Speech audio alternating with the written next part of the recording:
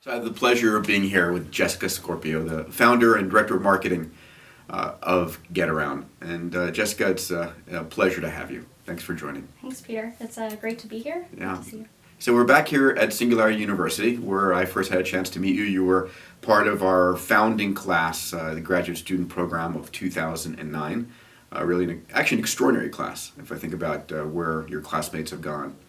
And the company that you're a founder of really spawned out of SU, and it's a leading bright light in, I think, what you call the sharing economy.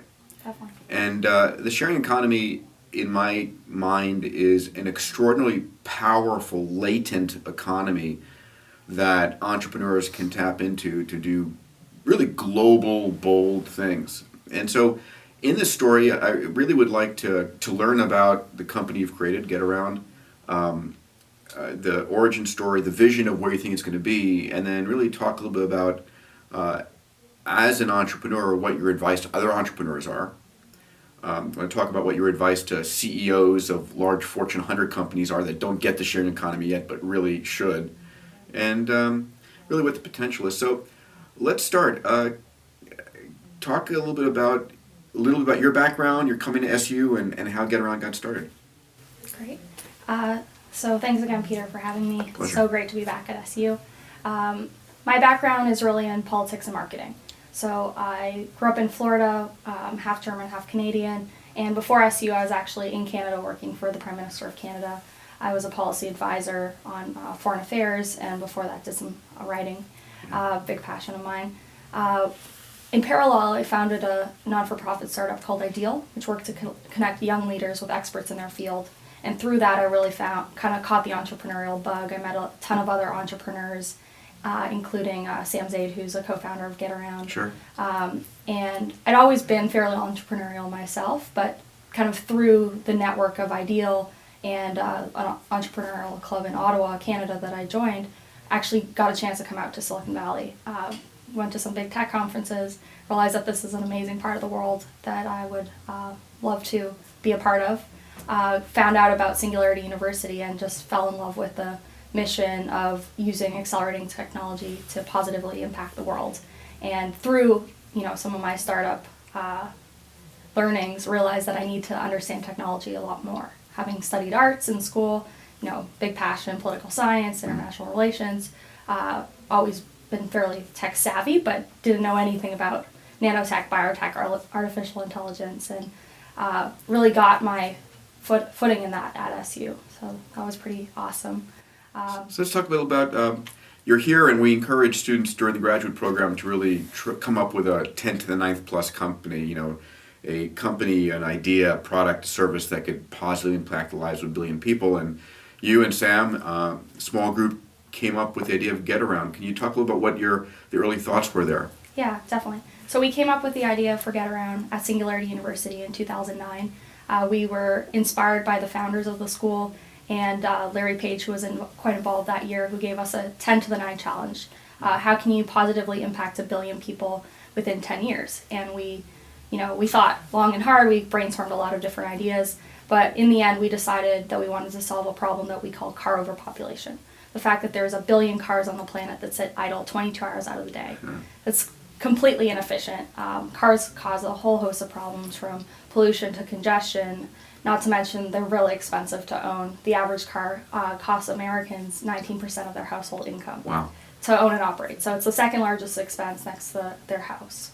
And so basically, the idea is pretty simple. There's a growing population of people that would love to just car share, get access to a car when they need one. And there's millions of people who own cars. So in the US, there's actually 250 million cars that sit idle 22 hours a day. So what we've done with GetAround is really simple. It's a marketplace. Owners can list their cars, renters can request or rent a car, and we provide the insurance and technology to make it fun and easy. So it really is a brilliant idea. So what is a little bit more about how it works? If I had a car that I wanted to make available, what do I have to do? And how do I, as a renter, find a car, and where are they? And talk a little about that. Yeah, definitely. So let's say you're an owner and you want to list your car on GetAround. We make it really easy. You go to getaround.com, You would punch in your make, model, year. You would set your pricing. So it was a big priority to us for the owners to be in control and for it to be convenient for them to share their car. Sure. People do own a car for a reason, but it just happens to be get very little use. So we kind of put the owners in the driving seat there. Sure. Once they're listed, they can write a little description, upload photos. We kind of give recommendations on all those things, and then they'll start getting requests. And so as an owner, you can accept the request or not. We recommend people kind of message back. It's very community based, and often owners will find a handful of renters that they rent to frequently. As a renter, it's really easy. You could download the app or go to the site. You can search for cars by price or location, and you can request up to 5 cars at a time. So that's a thing that we've actually patented to help people be more successful in getting cars, because that can be one of the challenges with kind of a marketplace or sharing economy business. You have 2 customers. You have the owners and the renters, and they have different needs and things we have to satisfy. So do I make technology mods to my car? How does a person get the key? How does that work? So technology is a really key part of this. We've built all of our technology in-house at GetAround, including the web, mobile, and the GetAround car kit. Okay. The GetAround car kit is actually a very small proprietary device that we've developed in-house. It allows the owner to share their car just with their smartphone. Huh. So you would get a message, do you want to rent? You could say yes or no. If you say yes, that actually enables the renter to unlock your car with their phone, and the keys would be in the car. That also provides GPS tracking and basically some assurances for their peace of mind. Fantastic. And so let's, a lot of entrepreneurs have a business they want to be in. And, starting a company is not an easy thing. So talk a little about, so your startup story of after SU, what did you do and where are you at your life cycle? Yeah, definitely. So GetAround's taken a while to really get to market and build the product that we want to build. Our real vision is to empower people to car share everywhere. And we realize that's, probably a 10-year goal. And we're completely committed to seeing it all the way. Sure. So kind of the short story of how we got started is we had an original group that worked on it at SU, and then some people who wanted to start the company. We were just a couple people for about a year and a half as we developed the technology, got the insurance coverage, and I was really one of the people that said, I'm leaving my job in Canada, I'm going to move here and live here, and really, so the 2 people who have kind of really stepped up to make this a world-class company are Sam Zayden, Elliot Crow. Sam, who was a fellow member of the SU class in 09, he was very committed to the idea and worked to move out here. Elliot, who we actually met during SU, he's a Stanford local and really the tech genius behind everything. We met him early on in the SU program, so he feels like he participated, but he wasn't official. And you won some of the early awards with, I think, the Techcrunch Disrupt Award as well? Yeah, definitely. So a year and a half ago now, we actually launched at Techcrunch Disrupt in May 2011. We really wanted a world-class stage to kind of test, how many people are interested in this, because so early, a lot of people loved the idea, but they didn't think we could get car owners to share their private cars. And so at Techcrunch, we had an amazing response from the judges, and we actually got about 40% of all the social media buzz around the conference, which is pretty amazing because there were about 200 startups there. We won the whole competition, so we got a $50,000 check, and within 24 hours, we had 1,600 car signups. So to put that in perspective, Zipcar has about 8,000 cars in the US, which they built up over 10 years. So we got about 20% of their fleet within 24 hours. Huh. And then in the past year, we've surpassed that. We're over 10,000 car owners listed across the country. And the beautiful thing, Zipcar actually has to buy the car. Yeah. And all of the risk around that car, you don't. You're the marketplace of making it just efficient utilization. Exactly. So we're taking advantage of cars that already exist, so that's good for the environment. We're also, the big thing we're doing is we're changing people's mindset around cars. So for the past probably 50 years, it's an idea of one car, one driver. And slowly, I think that's moving over to one car, many drivers. What's the long-term vision? 10 years from now, 20 years from now, what does the world of this sharing economy on cars look like in your mind? So one thing we learned at SU was to really look at the trends and where accelerating technology is going.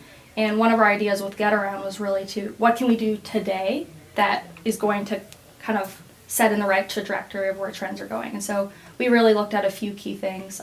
We strongly believe that the self-driving car is going to be a reality very soon.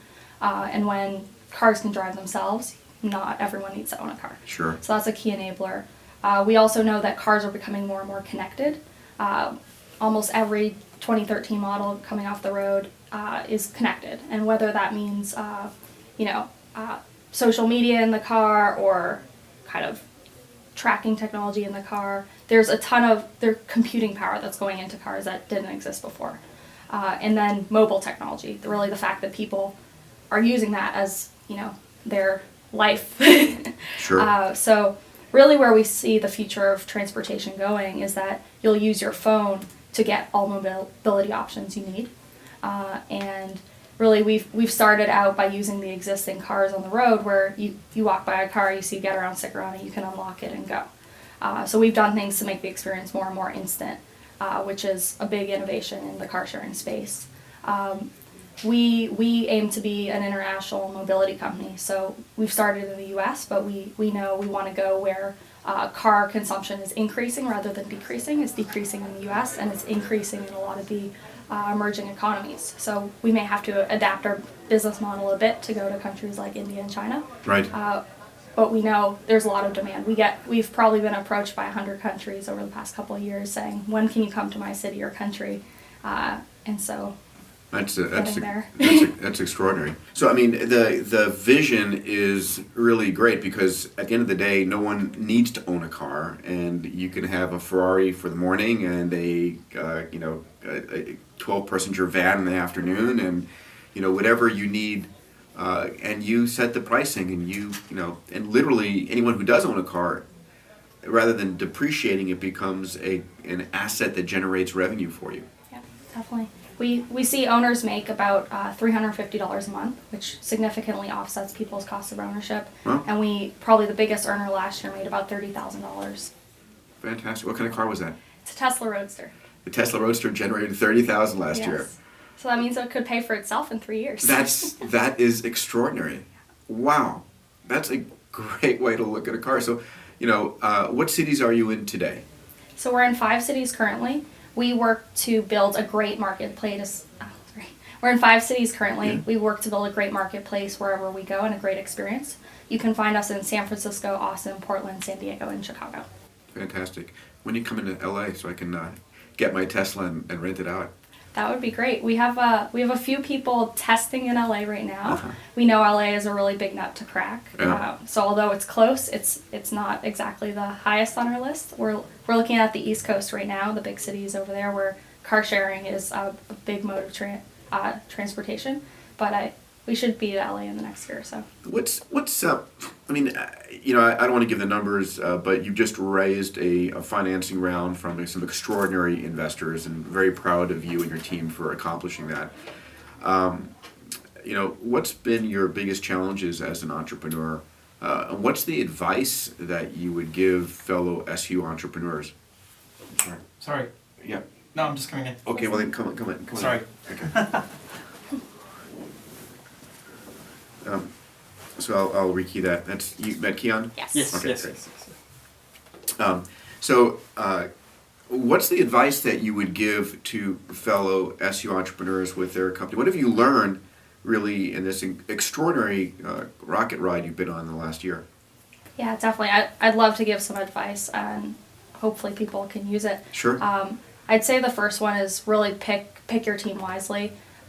Just because you're out of school together doesn't mean you're meant to work 24 hours a day, 7 days a week together for 5 or 10 years. Right. So, just pick people you really love being around all the time, because you're going to face ups and downs every day and every month and the toughest decisions. So I'm so happy with my 2 co-founders. The other one is just start as small as you can. and work your way up. So I'm pretty excited about some of the lean startup mentalities. We've applied those at SU, for example, just starting with key handoff. Getting owners just to share their car with, someone who's kind of a stranger. Sure. That's an example. Each time we've kind of made more and more progress and got more traction. That's helped us, raise money and get more credibility in the space. I think that kind of ties into focus. So if really it's okay to say no to things. You need to say no to things. You Yes. can't do everything really well, so you have to pick a few things and do that really well. And work really hard. It's really tired. You have to be tireless and just really love it. But it's going to take a lot of work. Yeah, I bet. The sharing economy. Cars are a perfect example of an idle resource that can be shared and is everyone wins Yeah. in that regard. Let's talk about a few of the other ones in that space that you're helping to pioneer. Could you give some examples and talk about what they do? Definitely. Yeah. Sharing economy is an amazing space. There are hundreds of companies that I know about personally, and I know there's thousands apparently in the world. Sure.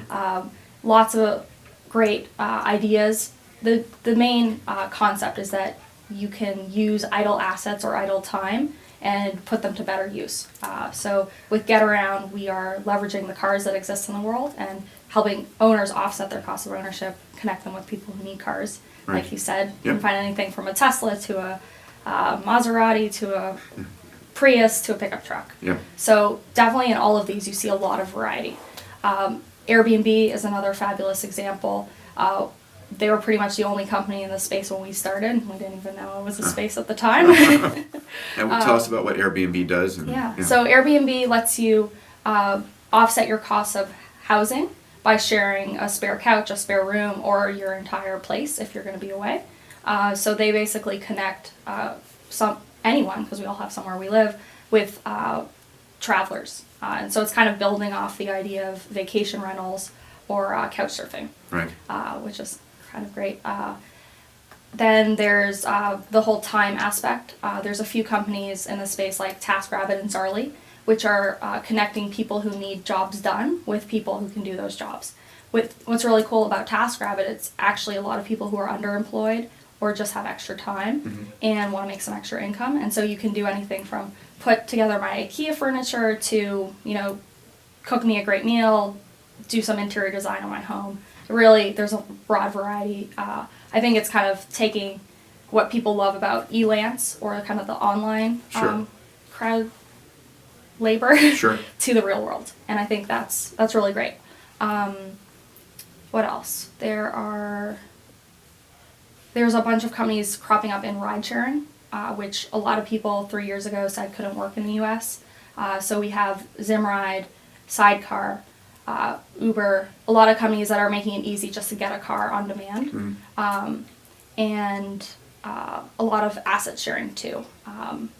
So for example, ThredUp lets you sell your old baby clothes on their marketplace. Right. What they were originally doing was a really cool idea where as a parent you just box up, this is 6-month-old clothes, Yeah. or for children 6 Yep. months, and they just basically swap it with people, and you kind of know the contents, but you wouldn't exactly know it. Now they're doing it a bit more curated, where they accept the box, clean it, photograph it, and you sell it piece by piece. So in that sense, you can kind of think about the marketplaces like eBay, where they've kind of picked a niche because people are asking for it. Along those lines, you see everything from sharing fruit to sharing, extra wine. It's really kind of whatever kind of neighborly things you'd want, really. And then another one I love, just a final example, is in the college student space called Chegg. So they had this great idea, why do you need to buy books when you can just rent books? And so they're kind of the central repository for collecting books and sending them to the new students that want the books. Awesome. And it's way more cost effective, everyone wins, and they create a great experience by basically drop shipping it really quickly. And of course, there's sharing computing time as well, right? Where there are services where you can rent someone's free CPU time. I'm sure there's examples in manufacturing capacity that can be idle manufacturing capacity can be rented on demand as well. Yeah, I think the main benefits of this entire space are threefold. One, it's better for the environment because you're using existing assets. It builds community. It's connecting people who otherwise wouldn't know each other. And it's also more cost effective. Yeah. So what are the challenges that this has to overcome? I'll begin with one that I ask, when I let someone into my home or I let them into my car, the whole trust economy around that, and how do you handle that, and what are the actual numbers there? Yeah, definitely. So I'd say that the main challenges are, like you said, trust. Basically, people feeling comfortable with this, so it's a bit of a mindset shift. The second is actually legislative and regulatory. Some are, laws from 100 years ago could potentially restrict this industry from existing. Right. So we've done some foundational work in getting legislation passed before we launched to really kind of set the standard that this is above the law and, Yep. or not above the law, but legal, and, yes. it's very clear how the insurance piece works.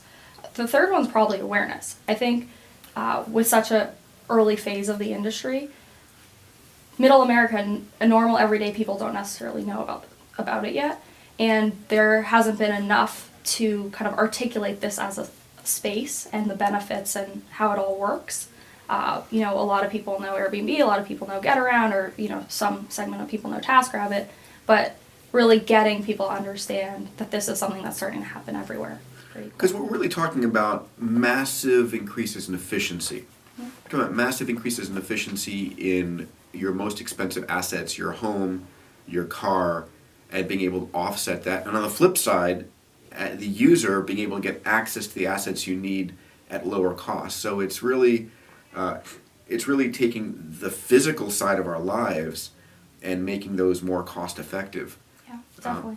The main challenge is basically it has to be convenient for both sides. And so for the big assets, you can make the case for it, cars or housing or maybe time if people decide this is kind of a main thing they're going to do. But the smaller assets is where it gets harder. And so that's why the community aspect is really important. People being motivated by things more than just money. So we see a lot of our users are high education, high income, as well as the other end of the spectrum where they definitely couldn't afford a car. But both groups have different motivations for participating. The sharing economy has extraordinary potential for making the world a better place, for allowing people to afford access to better resources. And I'd like to dive down into GetAround a little bit more as an example. So let's talk, first of all, what's your experience been in growth in customer and car acquisition? Can you speak about that? Definitely. So it's been growing really quickly. We've been very happy with the growth so far. This year we've grown 500%.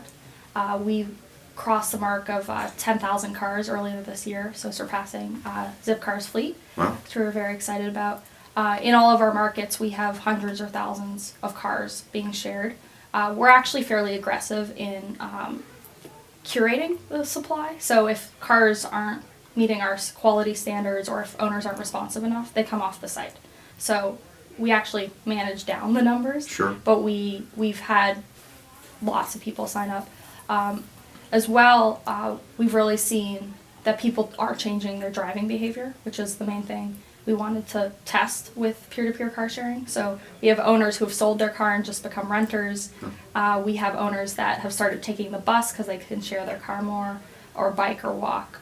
We're actually doing a study in Portland, which we received a $1.7 million grant for, to study the positive impacts of peer-to-peer car sharing on owner behavior.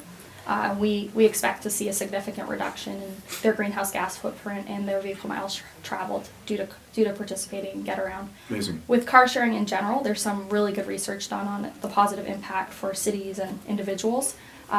Individuals reduce their vehicle miles traveled by 44%, which reduces their greenhouse gas footprint by 40%. Wow. Each shared car takes 9 to 13 cars off the road. So Each shared car Yes. takes 9 to 13 cars off the road. That's a huge impact. Isn't that amazing? You can just imagine, you get 1,000 shared cars in a city, and that can actually really help with the congestion, parking problems, totally changing. Because people ultimately buy a car for their worst case situation. They'll buy a pickup because they think they might use it once a year, or an SUV because they might have friends come in on occasion.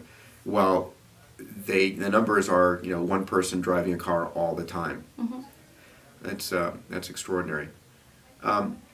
So, someone interested in the sharing economy space, what are the attributes of what makes for a good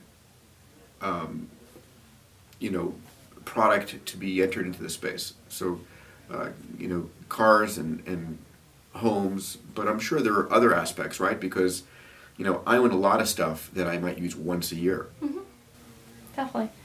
So I think there's a lot of different assets that you could share through the sharing economy. We've seen a new startup come up called Spinlister, which is sharing bikes. And I think they may find their niche in the higher end bikes, so that someone who's a cyclist goes to a different city, they want to get a really nice bike. You could do the same with camera equipment. Really, I think the attribute of being successful in this space is figuring out a specific area you're going to tackle. So not trying to do every vertical at once. Sure. Just creating a great experience around one thing. So with GetAround, we're focusing on cars, but even within that, you can kind of narrow it down. So we've recently launched a new service that we call Getaway that we're beta testing here in San Francisco and Chicago. Basically how that works is if you have a car that you're not going to be using for 6 months or more, we can manage it for you. So we'll put it in a designated parking spot in one of our downtown cores. We manage cleaning, maintenance, and it'll be car kitted, branded, and so we kind of funnel rentals to it. We've seen owners come to us, like hundreds of owners saying, I'm going to work abroad, study abroad, and I love your idea, but I just need to give you my car. So at first we were reluctant because we said, we don't want to take on more things, and we're kind of just doing this connecting people idea. But then we realized through Getaway we could offer instant, and that was something our renters were just dying for. And you can put the car in the highest traffic locations. Yeah. That you know. Exactly, and we can exactly pick what we want. So with Getaway, we only take cars 5 years or newer with under 100,000 miles. With GetAround, it can go back to 1995 and up to 150,000 miles. So I think the real important piece in the sharing economy is managing quality and managing inventory.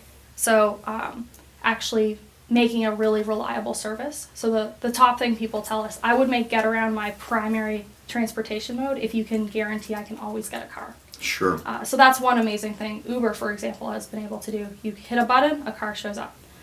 So I think one really good feedback around marketplaces is try to control one side of the equation, which you can do, but it's harder when it's peer-to-peer. Do you if I were a cab driver, I'd be worried about now with the onslaught of AI and GetAround. I don't know if they know about it all yet. We talked a little about Zipcar. Just for people who know Zipcar but don't yet know GetAround, and they all will, I guarantee you. How do you stack up against Zipcar? Definitely. So in the broader space, we see our main competitor as car ownership. We're really just trying to change the way people see and use cars. So in terms of Zipcar, we're actually very complementary, and we've benefited from some of the work they've done over the past 10 years to get people into car sharing. What we know about car sharing is a lot of people are members of multiple options, and you just need to be where car sharing is at right now. I don't think you will with where GetAround's going. Yep. But there are some major differentiators with GetAround. We're using existing cars, so it's better for the environment. You're actually giving your money to someone in your community. Sure. So you're kind of helping another individual versus just sending it all to a corporation. We have a greater variety of cars and a greater variety of locations. So with GetAround, literally being able to find a Tesla or a brand new EV that you're vying for, or a pickup truck, really just a broad variety from exotics to the newest, coolest cars on the market. Also location. So we can operate in a full metropolitan area, whereas traditional car sharing really focuses on the downtown core where they can get the density they need because they own the fleet. We're just connecting individuals, providing the insurance and great service. Finally, our technology is actually a real key differentiator for the whole entire car sharing space. We've developed the GetAround car kit and a mobile experience that's like no other. You don't need a membership card to use GetAround, which people actually do say is a big barrier to them car sharing. They'll need a car and they're like, oh, my car's at home. So they could jump in a cab or do something else or be hindered from going where they need to go because of that. And with us, just doing everything from the smartphone is really So there's a real insight for me, sort of an aha moment I'm having, which is I can now download a car. Mm-hmm. So literally, if you think about it in the world we're living in right now, I was someplace where I was like, I need a flashlight, and I really had my cell phone with me, and I downloaded a flashlight, and I had a flashlight.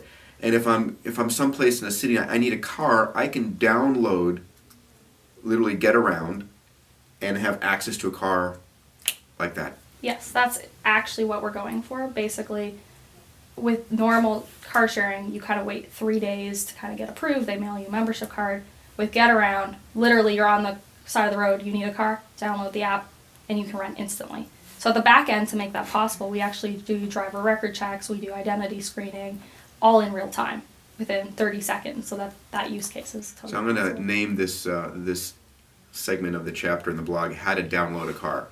So Jessica, let's talk a little about how you maintain quality on the car side and trust on the renter side. How does that happen? Definitely. So trust and safety has been a big priority at GetAround since day one. We've actually approached this initially proactively through legislation. So we wanted to provide insurance during the rental period to make sure owners could confidently share with anyone. So basically how that works is we partnered with Berkshire Hathaway. They provide $1 million of coverage during the rental period. For the owner, they keep their insurance in place for when they're driving it. But when they share it, we provide full insurance as well as roadside assistance and 24/7 customer support. So I think the biggest piece is that the owners have a lot of trust in us that no matter what happens, we're going to take care of them. So that means, if there's anything, we give them a replacement vehicle right away. Of course, through GetAround. And if you look us up, we actually have 5-star average on Yelp in every city we're in, 4.5 or 5 stars. So, I'm sure you do. But do you also validate something about the renter? Definitely. So we do, there's a 2-way rating system. So owners rate the renters rate the owner in the car. And we use that, and owners use that to decide who they want to share with. First and foremost, any owner can know that we're screening the renters before they can actually request or rent their car. So we're integrated with the state DMV, so we do driver screening, we do some identity verification via Facebook and credit information, and then you really do build up a reputation on the site. So if you're trying to get that Tesla or that really sweet car, you might have had to do a couple rentals of normal cars first. Other owners are very trusting, and you can kind of talk to them, and it's really up to the owner. We do give some guidelines and tips of how to be diligent, like potentially meeting the renter the first time, checking their ID to make sure the same person who's rented it is the driver, because sometimes people go as a couple and then we have to make sure that the right person's driving the car. Sure. So yeah, I think a combination of the community policing and all the identity verification we can do, Right. plus the insurance is really the key. So, Jessica, when you were going out for your last round of funding and you were going to some pretty incredible angels and venture capitalists, was convincing them about the sharing economy as a means difficult, easy? What was their reaction to it? Definitely. So investors have been very excited about GetAround. We also timed our fundraising, I think, appropriately, where we worked really hard. We basically bootstrapped through some initial seed money to get a lot of traction before we went for our Series A. I definitely think a lot of startups now are getting into the sharing economy and are going to see it's pretty hard to raise money if you just go out there with an idea. Like any marketplace, it is a very difficult business to build. So for us, we've been very fortunate to get $13.9 million in funding from some amazing investors, including Marissa Mayer, CEO of Yahoo, Shervin Pishwar, who's a real visionary in the sharing economy and an investor in a bunch of the companies, Eric Schmidt from Google, as well as a whole round of founders and investors that really believe in our mission of solving car overpopulation as much as we do. Yeah. Definitely, in the early days, there was no sharing economy, so it was hard to convince people that this would work. There were definitely a lot of naysayers that thought, I love it, but no people are going to share their cars, and a lot of investors can think that way because they wouldn't do it themselves. Sure. But we've basically gotten even investors to share their cars, and through that they've really come to be believers. And so I think with us and Airbnb and some of the other startups that have done well and raised rounds, they're kind of laying the pavement for more companies to get funding. But I do think it's really, really key that with the sharing economy, with marketplaces, you do have to show traction and Yep. have a fully baked idea. It can't just be, a couple slides like some other companies. Jessica Scorpio, founder and director of marketing for GetAround, a pleasure, and I wish you and your team all the best of luck. Thank you. Peter. Thanks.